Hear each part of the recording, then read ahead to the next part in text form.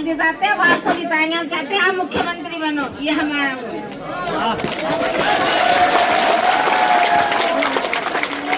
एक काम की बात सुन लो, क्योंकि मैं यहाँ और पत्रकार साथी भी खड़े हैं, इनको भी पता होना चाहिए कि इनके क्षेत्र में क्या चल रहा है। आज हमारे कई सारे प्रोग्राम थे, गौर से सुन लेना, एक बार आपस में बात मत करो। बहुत सारे प्रोग्राम कैंसिल हुए, क्यों?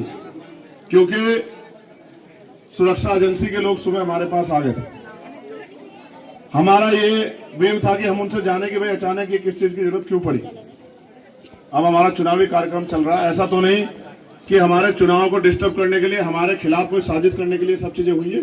तो वो सुबह आए, उन्होंने हमें सारे कागज दिखाए कि आपकी जान को खतरा है, कभी भी आप पे हमला हो सकता है, हम पे इंटेलिजेंस की रिपोर्ट है, आपको आपकी हत्या की साजिश हो रही है। 6 महीने पहले आप पे गोली चली थी, जिन लोगों ने 6 महीने पहले गोली चलाई थी वो नहीं चाहते आप चुनाव जीत के आगे बढ़ो, इसलिए उन्होंने अपनी तैयारी कर ली है। इसलिए हमारा फर्ज है कि हम आपको सुरक्षा दें, क्योंकि अगर आपको कुछ होता है तो लॉ एंड ऑर्डर बिगड़ जाएगा। ठीक है, तो उनके साथ मेरा समय लग गया। मैं आपसे पूछ रहा हूं, नईम भाई और तमाम साथी बैठे, वो मुझे क्यों मारना चाहते हैं? नईम भाई, मैंने किसी का क्या बिगाड़ा है? मैंने किसी का क्या बुरा किया है? मेरे पास 39-40 मुकदमे हैं, आपने पढ़ा होगा एफिडेविट में, एक भी मेरा नहीं है। सारे गरीबों की लड़ाई लड़ते हैं, सारे उनकी आवाज उठाते हैं, सारे उनको न्याय दिलाते हैं। तो मैंने किसी का क्या बिगाड़ा? क्यों मारना चाहते हैं मुझे? मेरे मरने से किसको फायदा और किसको नुकसान है, आप सब जानते हो। मैं मौत से नहीं डरता मेरे भाइयों, मौत तो एक दिन आएगी, आप इस बात को याद रखना, मैं मौत से नहीं डरता। मगर मैं आपको ये कह रहा हूं, जब तक जिएगा चंद्रशेखर आजाद शेर की तरह जिएगा, मेरी बात को आप याद रखना, मेरी बात याद रखना।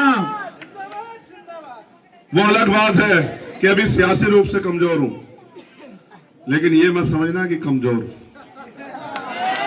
बिल्कुल मत समझना। बड़ी बड़ी सरकारों के घुटने टिकवा रखे हैं भीम आर्मी आजाद समाज पार्टी के लोगों ने, मेरी बात को आप याद रखना। मैं रहा हूं जाऊं मगर आपसे अपील करके, ऐसा ना हो कोई पैसे वाला कोई और कोई झंडा लेकर आ जाओ और आप अपने औलाद को भूल जाओ। पक्का? आप बताओ भाई, ऐसा तो नहीं होगा? देखो फिर ये गुरु घर है, मेरे खून का कतरा कतरा अगर आपको जरूरत है तो ले लो, ले लो मेरे खून का कतरा कतरा। लेकिन वो आपकी आवाज को दबा के खत्म करना चाहते हैं। क्या आप इस आवाज को दबने दोगे?